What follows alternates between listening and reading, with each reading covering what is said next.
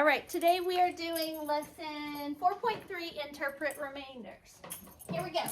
Essential question, how can you use remainders in division problems?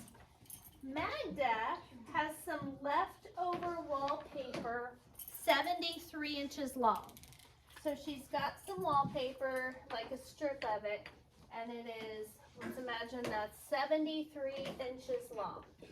Okay, and she wants to cut it into 8 pieces to use around the photographs in her scrapbook. Okay, so she wants to use it all, and so she wants each piece to be the same length, and we need to figure out how long each piece will be. So we are dividing 73 by 8, okay? So this is the way we originally started writing division problems, right? But we are moving on now to the 4th grade way of doing that, where we write 73 first, divided by 8, okay? So far so good? Mm-hmm. So now we're gonna look at our multiplication table and we're gonna think, if I have 73 and I'm dividing that by 8, how many times will 8 go into 73? Well, we can figure that out by how many times will 8 go into 73? See how 8 is on the left? We're going to go find the 8 on the left of our multiplication table, and we're going to slide over to where 73 would be. And 73 would be between 72 and 80, correct? Yes. Look to the left, circle, go up, circle. Okay? Now, what number's on top? 9. So on top, I'm going to put 9. Lainey and Armor, can you see over Briley's hat? Yeah. Are you sure? Yeah. On the board here too? Okay, all right. Okay. So what other number did I circle? 72. 72, because 9 times 8 is 72. What is 73 minus 72? 1. So that means that 73 divided by into 8 strips equals 9 strips, or 9-inch strips with 1 inch left over. So I started with 73 inches. I split that into 8 strips. Each strip would be 9 inches long with 1 inch left over. Okay?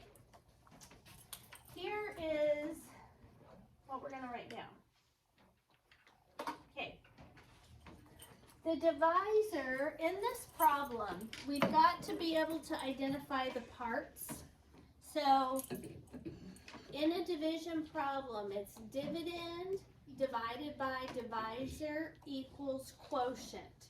When you write it like this though, the dividend is in the box, the divisor is outside the box, the quotient goes on top, and then the remainder. So what is the divisor in this problem? Aiden? I think the divisor Which of these numbers? The divisor is 8.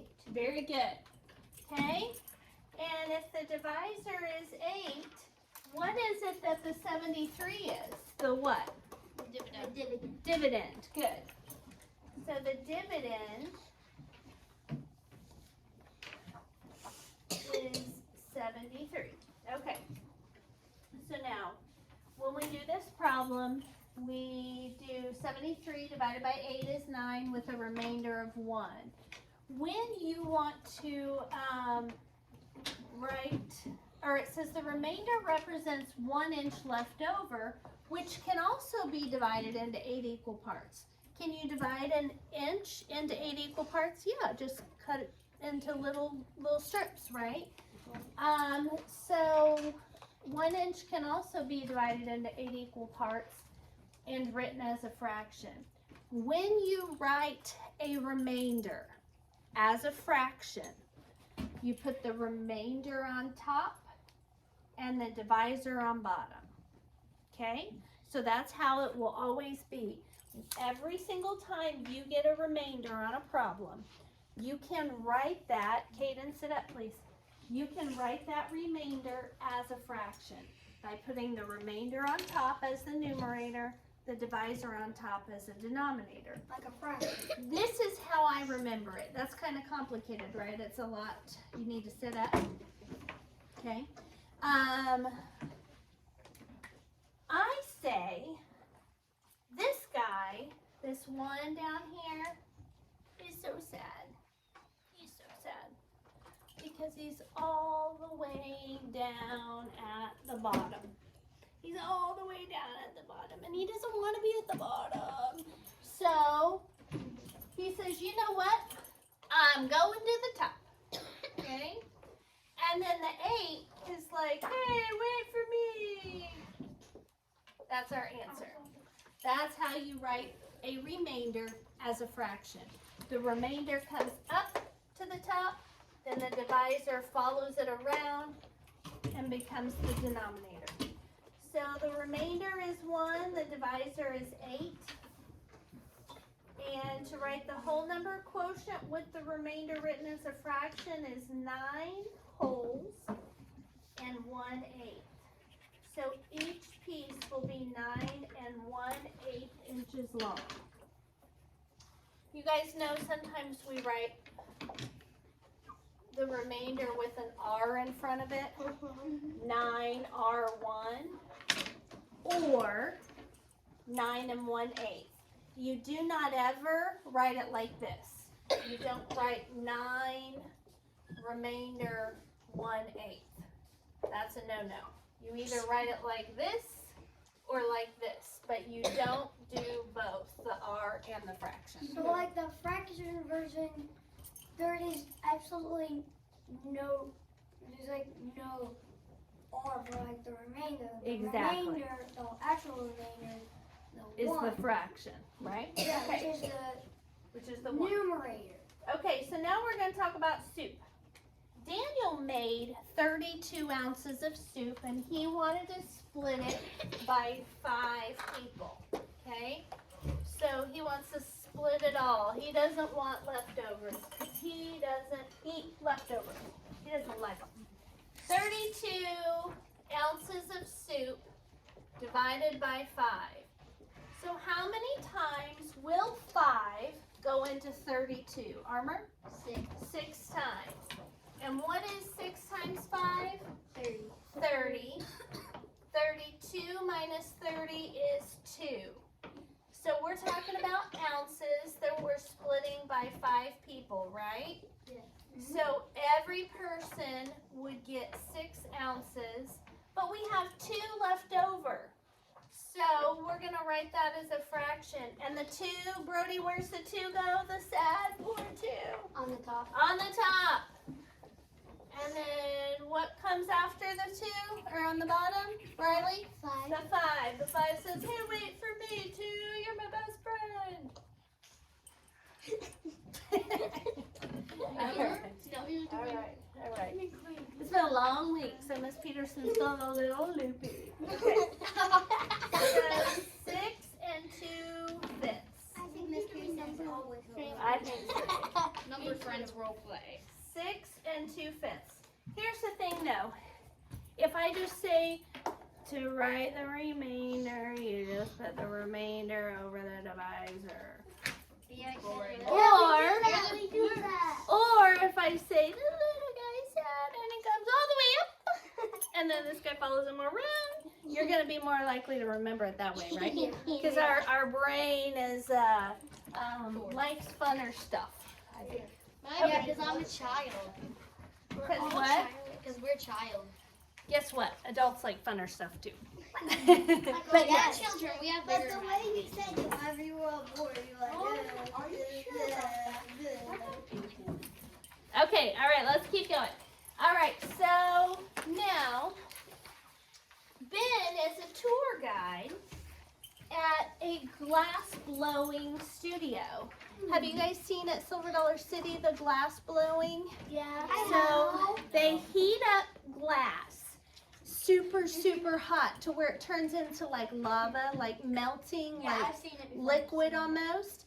And then they have special tools where they blow the glass into shapes and they make like beautiful glass vases and things like that. So we're gonna keep going, but Ben is working as a tour guide at a glass blowing studio. And so he takes people around that come in to see, because it's a pretty cool process. But he can only take 7 people at one time because it's not a super huge place. And for safety reasons, he can only take 7 people per group.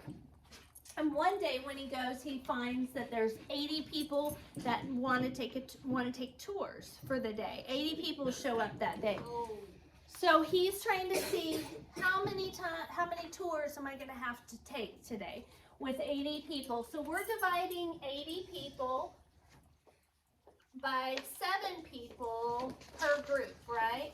By 7 people per group. Okay, so how many times will 7 go into 80? Annie? 11 times, because 11 times 7 is what? 77. And so if you have 7 people in a group and he takes 11 groups, that's 11 times 7. He's taken 77 people. How many people are left over? 3. So 3 people are left over. So now he wants to know how many tours he's going to have to take. So given this information, how many tours will he have to take that day? Armor? 12. 12. How come 12? Because I don't see a 12 up there. Because you can't cut people in half, so you have to take another tour. Have to take another tour, right? Because so he's going to have 11 full tours with 7 people in it. But he's going to, these 3 people, can you imagine saying, well, I can take 7, but there's only 3 of you, so you guys drove all the way from Alabama for nothing because you can't see the tour because there's only 3 of you. No, he's going to take them on one more tour, or take them on a tour for a total of 12 tours that day. You with me? Yeah. Okay. So, like Armor mentioned, there's hang on, let me write this down. Or like I mentioned, there's no 12, there wasn't a 12 up here, so that's how we're interpreting the remainder. We're seeing what that means and how we need to use that information. Okay, so there was 11 with a remainder of 3, and the whole number quotient is 11, the remainder is 3. Now, Ben gives tours to 11 groups of 7 people, and then it says if Ben gives tours to all 80 people, how many tours will he give? A tour can have no more than 7 people. To show all 80 people around, Ben will have to give one more tour. So he will give 12 tours in all for 80 people. You can also just use the remainder because it says Ben gives tours to all 80 people. After he completes the tours for groups of 7 people, how many people are in his last tour? 3, right? So Ben's last tour will have 3 people in it. Okay.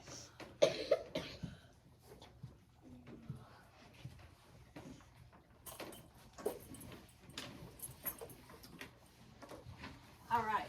The students are driven to soccer games in vans. Each van holds 9 students. How many vans will be needed for 31 students? So we are dividing 31 by 9.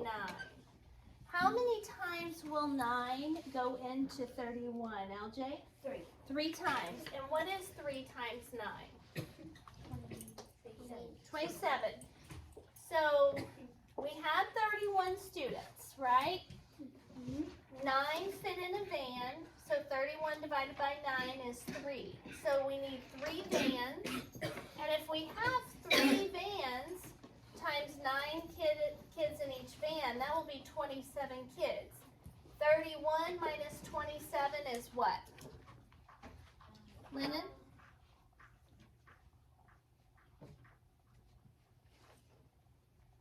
4? Yes, very good. 4.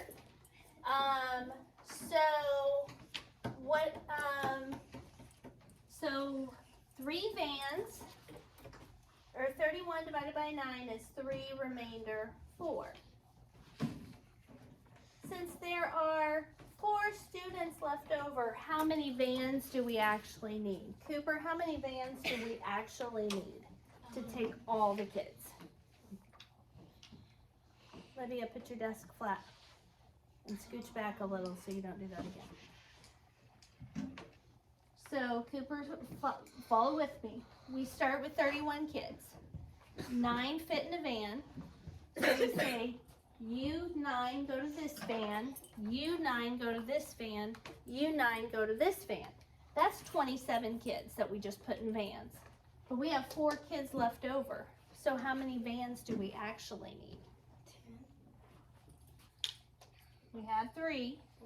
We need 4, right? Because we had 3, but we have 4 kids that aren't on a van. So we need to get 1 more van for those 4 kids, right? Nope, 3 plus 1 is 4. Does that make sense? Okay, so there are 4 students left over, so 4 vans are needed to carry 31 students. You can always draw a picture too and say, okay, so here's 9 kids in this van, here's 9 kids in this van, here's 9 kids in this van, and so we've got 27. We need another van for these 4 kids, okay? So think about it that way. That works. Because I don't think those 4 kids would be very happy if you're like, well, when we divided 31 by 9, we only got 3 and a remainder. And we didn't think about getting a van for the remainder of kids.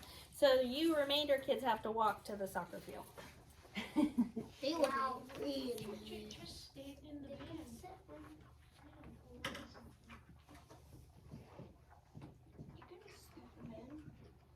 Okay. Now we have Olivia baking 53 loaves of banana bread for a craft fair. She wants to put an equal number of loaves at 6 different locations. Okay, so we're going to divide to find the whole number quotient. So she makes 53 loaves, right? She wants to put them at 6 locations. Now, how many times will 6 go into 53? Let me show you on a multiplication table. For those of you that still struggle with your facts a little bit, let me show you how you're going to go about doing this if you don't have your facts down real well. We're going to go to what row? The 6th row. What are we going to slide over looking for? 53, which would be between 48 and 54, right? Yeah. Look to the left. I'm going to circle, go up, circle. What number goes on top? 7. Look at it again. 8. 8. What number goes under the 53? 48, because 8 times 6 is 48. Now, what is 53 loaves that she made, minus the 48 that she's putting around is what, LJ? 5. So she's got 5 loaves left. Can you split a loaf? Can you cut a loaf? Yes. Yes. So what are we going to do with the poor little 5? Bring it to the top. Bring it to the And top. 6 is going to bring it And to then the top. And bring the 6 also to the top. Because All it's right. 5's best friend. So Here we go. So to start with, we got 8, remainder 5. And to answer the question, it says decide how to use the whole number quotient remainder to answer the question. Split the remainder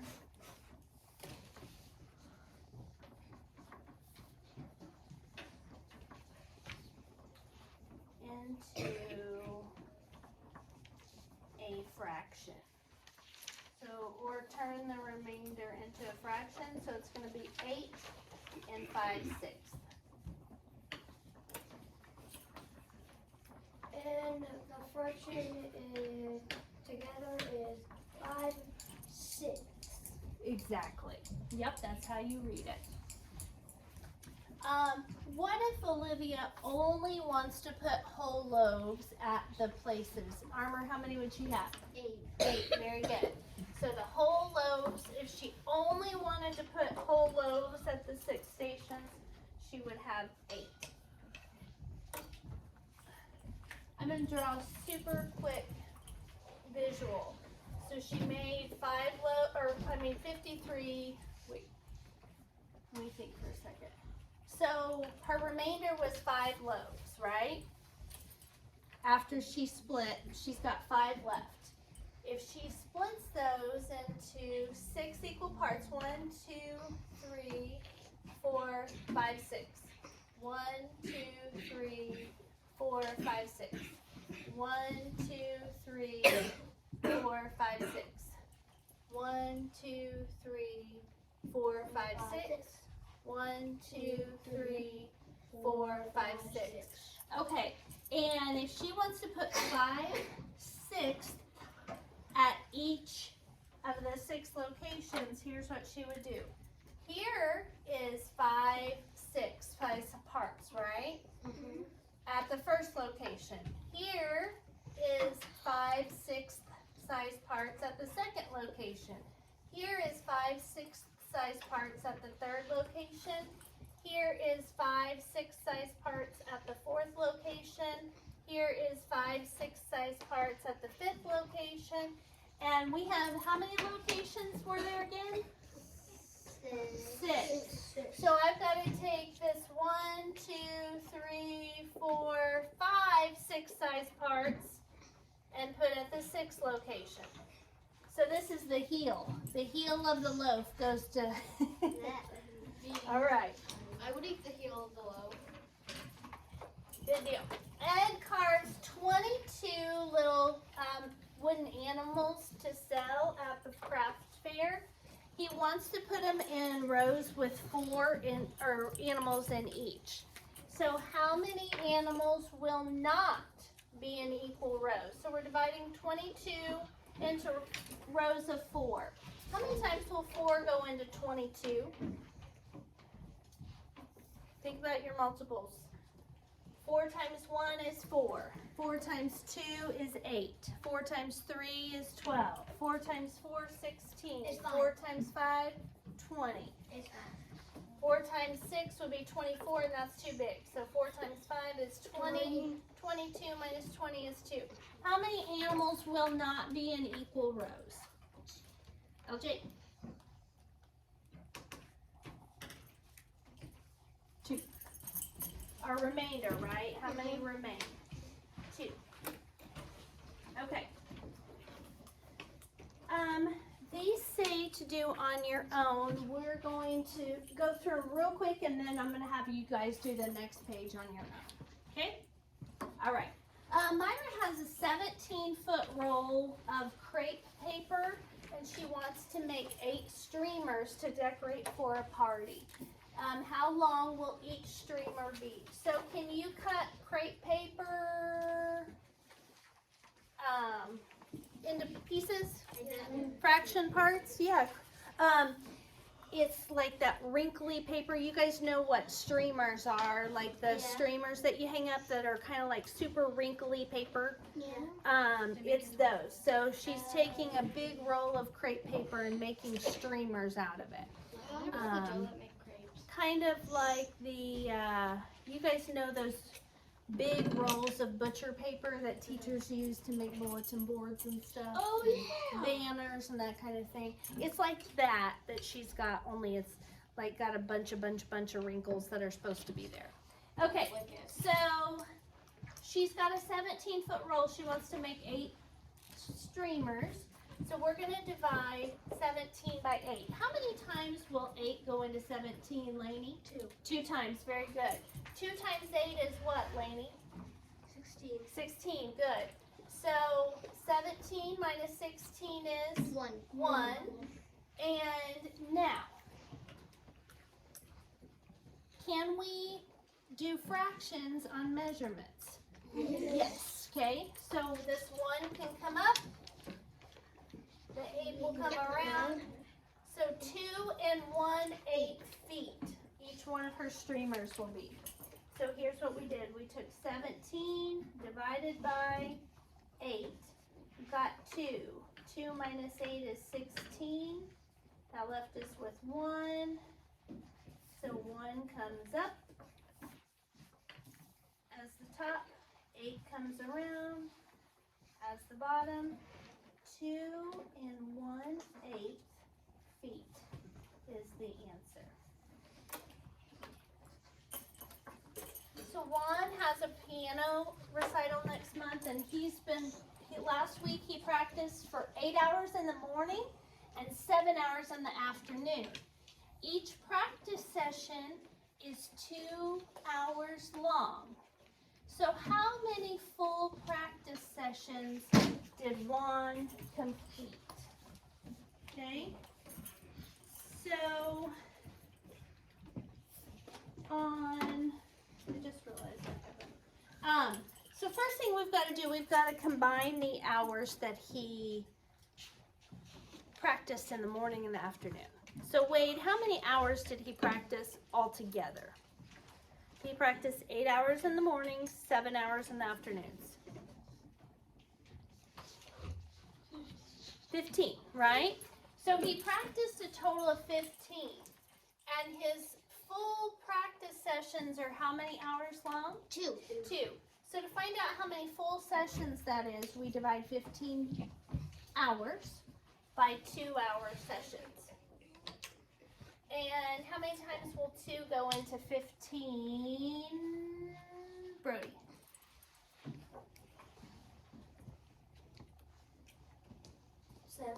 Very good. 7 times 2 is 14.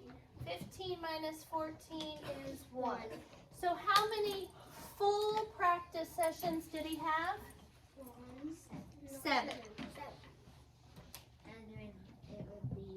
And then one of them was, the other one was a half So you session. can't really have a half. Because you can't put some up here.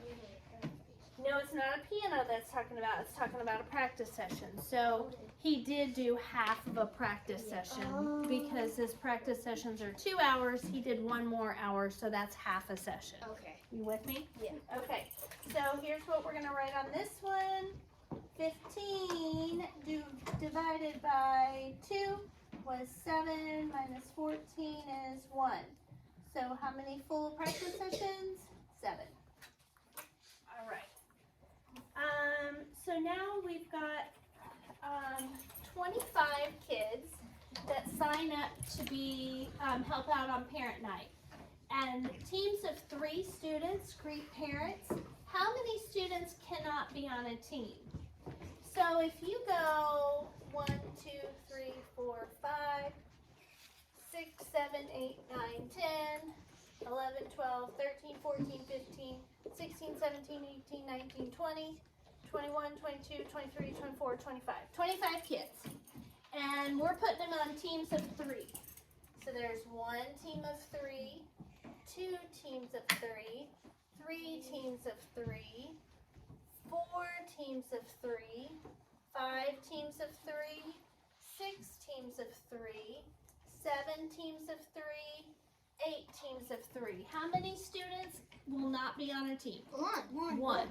Okay, so this is an example of how to draw it out, to figure it out. What we would do though is 25 students divided into teams of 3 gives us 8 teams. That takes up 24 kids, so we have 1 student left over. Okay?